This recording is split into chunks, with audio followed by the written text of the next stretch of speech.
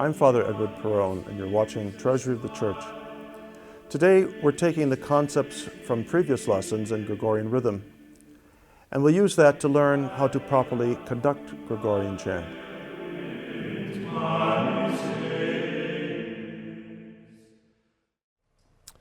Now, we are trying to get this idea of Gregorian rhythm, that it's not something with heavy accents, and that it has a certain lightness about it, that I'm talking about the accent.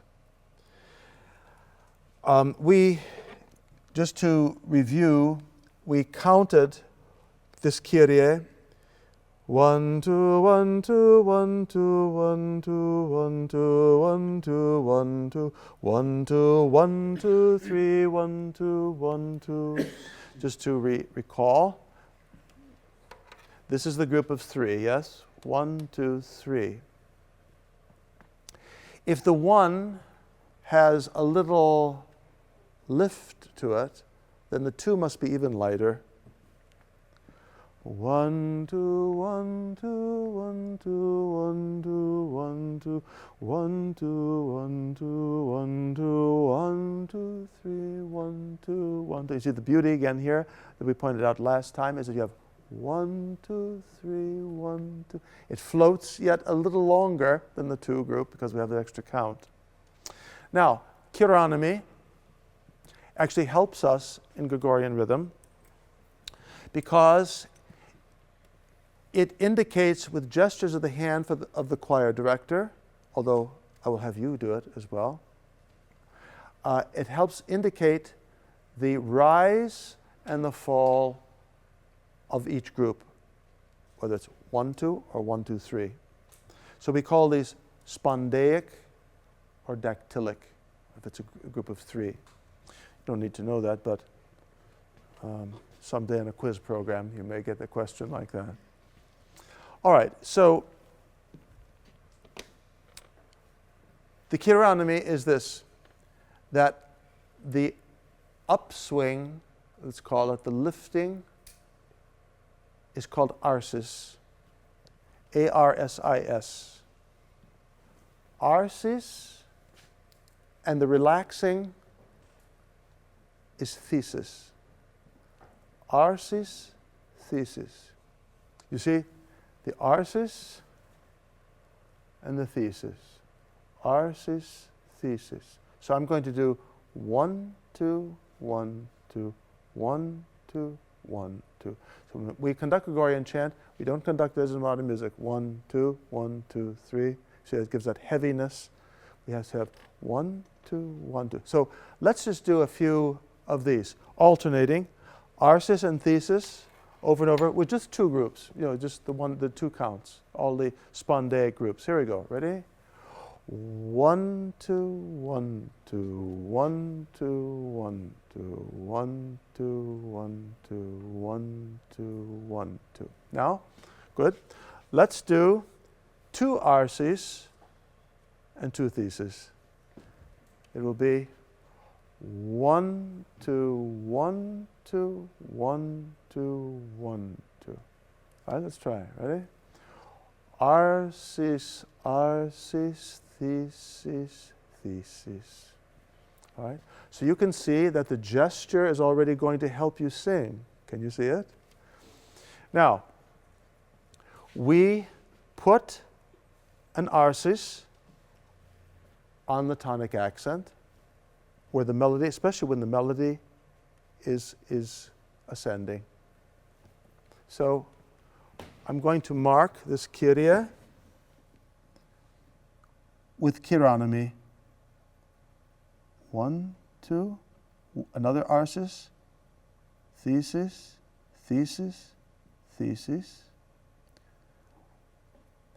Because it goes up, I'm going to have another arsis. 1, 2, 1, 2, 1, 2. Here's a tonic accent, leison, the word accent, plus the melody goes up, certainly is going to be an arsis. 1, 2, 3, 1, 2, 1, 2.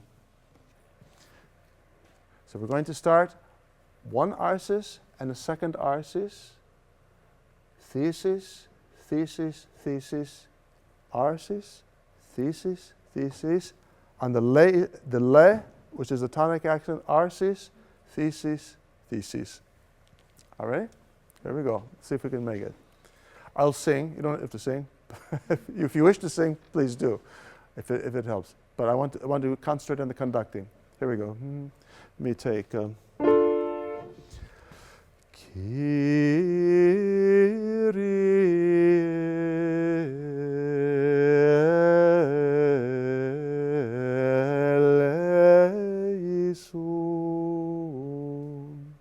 Right? We'll make conductors out of everyone here. Right away. Let's try it again, please. 2 arsis at the beginning. Arsis here, arsis there. And before we do that, I just want to note that, see, when you make the gesture, the arsis, going up, you're lifting that second note, aren't you? See, dynamically speaking, this note is softer, and this note is softer. So we have 1, 2, 3, 4. 2 and 4 are lighter. You see, already we're getting into a bit of the Gregorian feeling of expressiveness because of the added counting and the gesture. So, we can sing. Let me do a counting once. I should have done it perhaps first. Just the counting with the conducting. Here we go. 1, 2, 1, 2, 1, 2, 1, 2, 1, 2, 1, 2, 1, 2, 1, 2, 1, 2, 3, 1, 2, 1, 2. All right? So let's sing it with the Greek text. The asterisk, by the way, indicates the entry of the choir. So, or I should say the ending of the cantor. So a single singer would sing Kyrie. The choir sings eleison. All right? So that indicates the end of the intonation. This can also be sung by a small group of singers and then the entire choir answering. So that's what that's about. The double bar here is given for the reason that, first of all, it's a whole new sentence. So therefore, it's a whole new idea. As well as the idea that a different choir will take place. If we're in a monastery, we have monks on one side and monks on another side. So they may alternate at the bar line, the double bars. It's a whole new start. All right, so let us sing this Kyrie. Here we go. Kyrie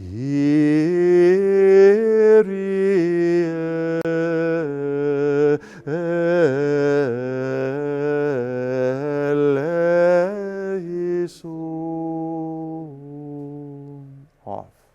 One more time, just to make sure it's in your system. Good breath, because it's a long phrase. Here we go.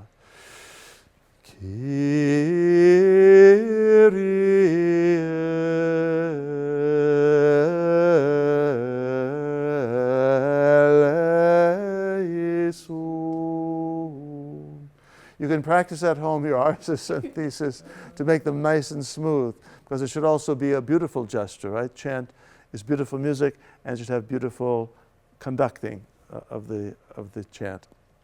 Let's go on, since we're making great progress here, and go to the next phrase.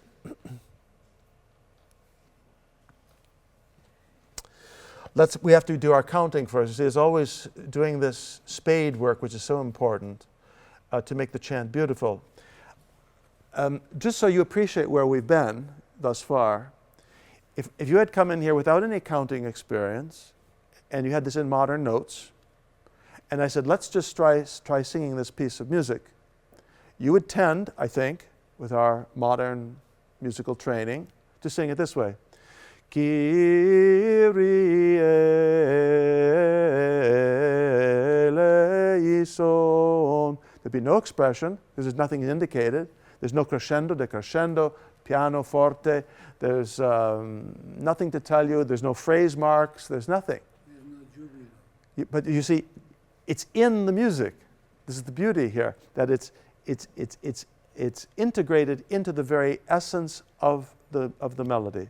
So all we are doing is enhancing it and bringing it out by the counting and the gestures. Right? So we're going to now look at the second Kyrie. Remember, the Lord have mercy is repeated, is sung 3 times. Sometimes, I told you, last day we looked at a different chant. They had the I, J, because the same Kyrie was sung 3 times. Kyrie eleison. We sing it again, then we sing it a 3rd time. Right? But in this case, each one is different. You see, this is a different melody from this one. You see, and it's lower. See, this doesn't have, it goes down here. So, and this Kyrie, by the way, just to point it out to you, is identical to the first one. It's exactly the same melody. So he has a form. A, B, A, if you want to give it letter names. But I don't want to call too much attention to that at this moment. Let's do a little counting of this chant to see if we can conduct the second phrase. So, the first thing we're going to look for, we see the printed ictus. We don't have to do anything to it. It's there, and it just needs to be observed as a 1 count. Then we have notes that are lengthened. We have the dotted notes, which are 2 counts. We can put those in. There's 1, and here's 1, and here's 1. There are no other lengthened notes in this piece. The next rule is that any neum formations take the ictus. So you see, here's a formation of 2. Here begins a formation of 3 plus 1, a group of 4 actually here. But this begins 1, so this would get it here. Here's a group beginning. Here's a group beginning. This is an isolated note because it's a new syllable. This is not a group. This is not a group of 3. Well, it will be a group of 3 when we count it, but it's not one neum. There's a neum, and here's an isolated neum. And then here we have this. Each gets 1, 2, 1, 2. So I'll mark it, and then we will be able to count it. This is going to be 1, 2, 1, 2. 1, 2 is printed, and then 1, 2, 1, 2, 3. I'll put it on top. I have a little more space. 1, 2, 1, 2. Oh, I already had them there. All right. Now, what does that mean about the first note? The first note is an isolated neum at the beginning of a phrase. It has to be a 2. So we're going to put a rest in there, and we'll put an ictus on the rest. It would not be a 3 because it's a whole stop. The double bar indicates a full stop. The whole choir would stop singing. This is another fault. We are guilty here, among other congregations singing Gregorian chant. We don't observe a full stop. And it's a very human thing. You get a chance to take a breath. So, eleison, Kyrie. You see, because we're very antsy people, right? We're very nervous, modern people. Everything is fast. So we don't want to wait. But you're in a monastery, you have all day to sing the praise of God. You're in no rush. So you want to observe these rests. So generally speaking, there would be 1 or 2 counts rest. I think the rule is not an official rule. Is if it's a double bar, it's 2 beats rest, unless, as in this case, it begins with a rest and then 1 is sufficient. But you see here it starts with a 1 beat, so therefore you could take 2 beats here. This is much too detailed and much too strict to be a rule. I'm just giving you a kind of general guideline. So we are going to let's count this. So it goes rest to 1 to 1 to 1 to 1 to 1 to 1 2 3 1 2 1 2. All right. So with the music.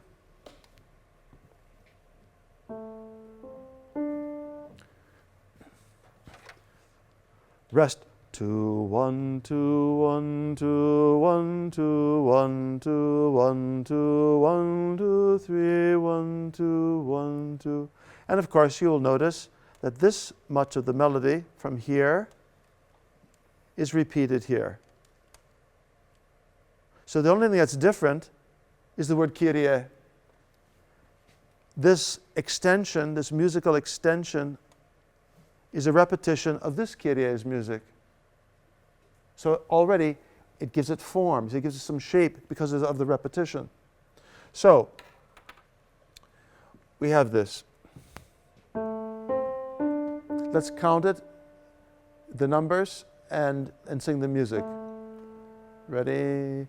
Rest. 2, 1, 2, 1, 2, 1, 2, 1, 2, 1, 2, 1, 2, 3, 1, 2, 1, 2. Let's put in the chironomy. Now, in the first phrase, to begin any piece of music, we have to begin with the arsis. You know, you can't go down unless you first go up. So we have the lifting and then the fall. So we know we're going to have an arsis at the beginning. Let's do it up here so everyone can see where we are. This is going to begin an arsis, this group, 1, 2. Here we have, it's ascending yet. We could have another arsis. I think, put another arsis here. And then definitely on the weak syllable, this would be thesis. Because this goes up and we're repeating this music here, we would have this exact repetition. Arsis, thesis, thesis, arsis, thesis, thesis. So let's mark this and then we'll be able to conduct and sing. So it's rest, 2. If I'm going to make another arsis, 1, 2, 1, 2, 1, 2, 1, 2, 1, 2, 1, 2, 3, 1, 2, 1, 2. Hope it's clear. Yes, it's a little larger here. So here we go. With your hand gestures, we start on a rest. So that gives the choir a cue to start. Kyrie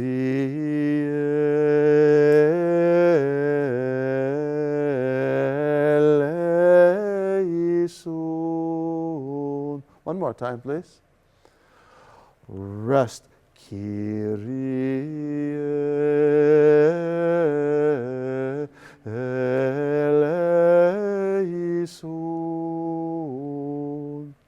I'm not, I'm going to try something else. Kyrie, Kyrie. Yes, I revised my chironomy. I don't like this double arsis here. You see, it's too strong a gesture, so I'm going to make a thesis here.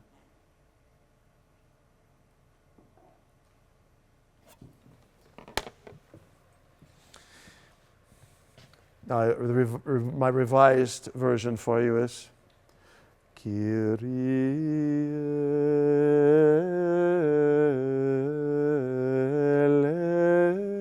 eleison.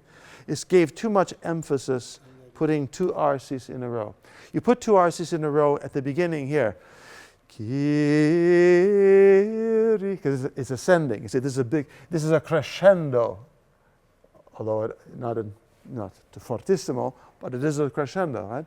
And each note, as I told you, second and fourth note is a little less in volume. So that there's a lifting within these 4 notes, on beats 2 and 4, notes 2 and 4. Kyrie. I still made a crescendo, but I kept notes 2 and 4 under 1 and 3. You see the subtlety of Gregorian chant, how complex it can be. But if you listen to the Solemn monk sing, you say, that was so beautiful. How did they do it? And why don't we sound like that? The reason we don't sound like that is because we don't observe all these indications which are integral to the music. right? It's an organic part of the music. This is not something imposed. When I play the piano and I'm playing a piece and I want to play it a certain way, if I want to play,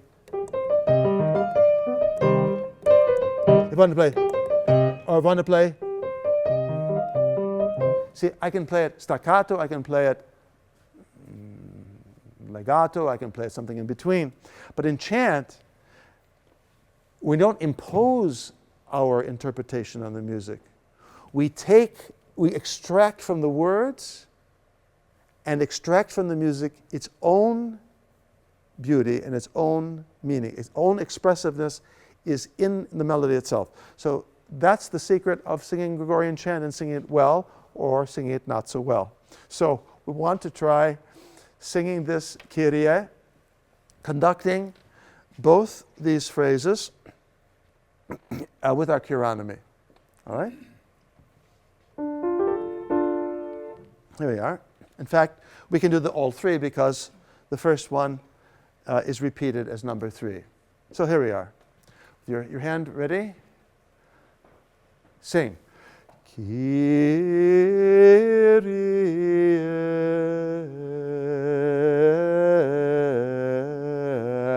eleison. Breathe.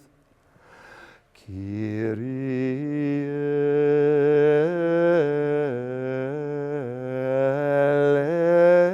eleison.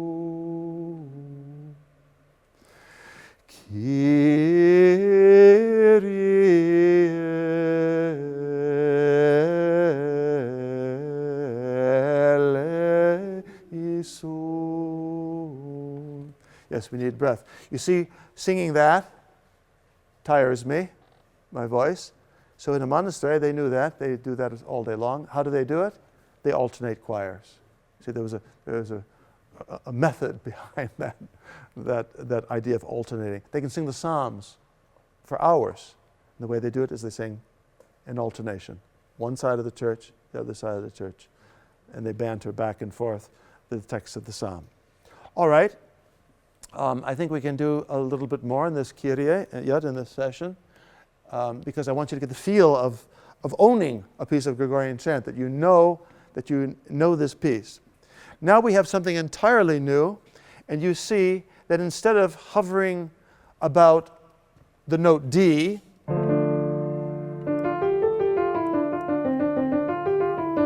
now in the Christe, all of a sudden the notes are not down here, clustered here. You see they're up here. What is this? This is the dominant. See, this is La, A, right? Do, si, La. Do, re, mi, fa, sol, La. So that's the note A. Here's your C, right? There's your C clef. So this is now around the dominant. So we're in a higher pitch. So there's a chance for greater expression here, right? Yes, it's a higher key. It's more exalted, literally speaking. It's lifted higher in pitch. So let's do our counting, because without that we have nothing. We have no rhythm. We have no good understanding of Gregorian rhythm. The first thing we look for would be a printed ictus, which is there in the middle of it. And you will notice that it is at a place where there are two notes of the same pitch. Therefore, what is the rule here? That this is tied. These notes are tied together, right? So you hold this note. What note is that? G, yes? You hold this G for 2 counts. It's doubled. If I were writing modern music, I'm going to try it here. I write an 8th note, I write another 8th note, and I tie them together. That's what that is. And I'd put them on the place G, on the staff. So chant doesn't have a tie quite like that, but it just puts the notes together under one syllable. And you see this is still the Christe. So this note is held for 2 counts. So this already has the ictus, but if it didn't, we would put it there anyway because it's a lengthened note. This note is now 2 counts. All right, let's mark these now. Now we have the beginning of the neumes. So where are the beginnings of neumes? Here's one. Here's a group of 3, actually 4. Here's an isolated note, an isolated neume. Here's a formation of 2. Here's 1. And then the dotted note, which gets 2. So we can put in now our counting, our ictus points. 1, 2. 1, 2. It's marked 1, 2. 1, 2 here. So therefore, this is going to be, I'm going to use something that's not standard, but I'm just going to show you. That's going to be a group of 3. And this is going to be a group of 3, yes? Yes. All right. And the beginning is an isolated punctum, or note. So we have to start with the rest.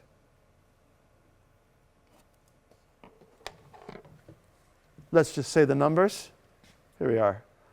Rest 2, 1, 2, 1, 2, 1, 2, 3, 1, 2, 3, 1, 2. All right. So this music, notice we have the B flat here. And look where they put it. They don't put it next to the B. They put it over here because this is one formation. They don't want to break up this formation. So they put it over here, telling you when you're singing this note here, in just a moment, you're going to have a B flat. All right? They do the same here. The reason they add it a second time is because there's a new word. When there's a new word, you have to repeat the flat sign. So now we have this music.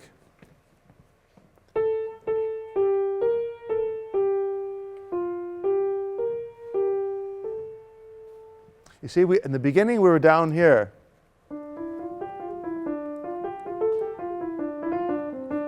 All down here near Re. Now we're up here. So, let's do the counting and the singing. Ready? And rest. 2, 1, 2, 1, 2, 1, 2, 3, 1, 2, 3, 1, 2. Again, please. Rest. 2, 1, 2, 1, 2, 1, 2, 3, 1, 2, 3, 1, 2. Now, when there's a note such as this, where the higher one is over the lower one, this note has to be lifted. You can't sing eleison, eleison. 2, 3, 1, 2, 3, 1, 2. Christe eleison. You see, the le has a slight accent, a slight emphasis. I gave it. Why? Because it's the tonic accent, the accent of the word, plus there is an ictus point there. Yes? Both things coinciding. And it's going towards the top note here. So let's try it. Christe with the conducting, counting. Ready? And rest. 2, 1, 2, 1, 2, 1, 2, 3, 1, 2, 3, 1, 2. We didn't put the chironomy in, did we? We better put it in. Let me erase these so that we can put in the chironomy. All right. So we have to start with an arsis. Would it be arsis or thesis now? Now I ask the class. Has to be thesis because we are in the last syllable of a word. The last syllable of a word is a weak place, yes? We can't say, Christe, no. Christe, so it has to be thesis, yes? Actually, all this is thesis now. 1, 2, 1, 2, 1, 2, 3, 1, 2, 3, 1, 2. Just that little lift towards the end, we can give it the arses. So here we go. When you have a series of theses, by the way, you can't keep going. Your arm is going to drop off somewhere. You just sort of bounce in place, right? You just sort of, keep it more or less in the same place. Small gestures. Here we go. Christe. We're going to conduct. Starts with a rest. Counting. Rest. 2, 1, 2, 1, 2, 1, 2, 3, 1, 2, 3, 1, 2. Again, please. Rest. 2, 1, 2, 1, 2, 1, 2, 3, 1, 2, 3, 1, 2. Maybe it's easier with the words. Let's try it. Christe. Rest. Christe eleison.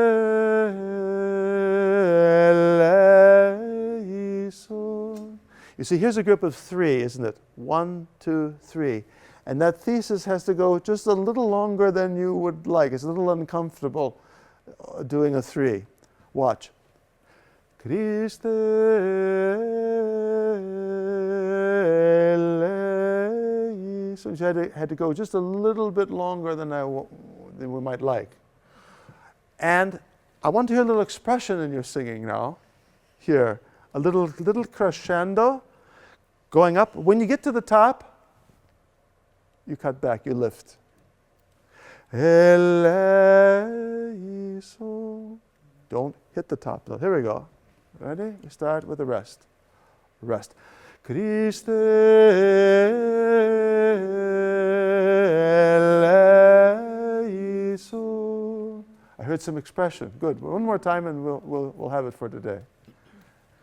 Rest. Christe eleison.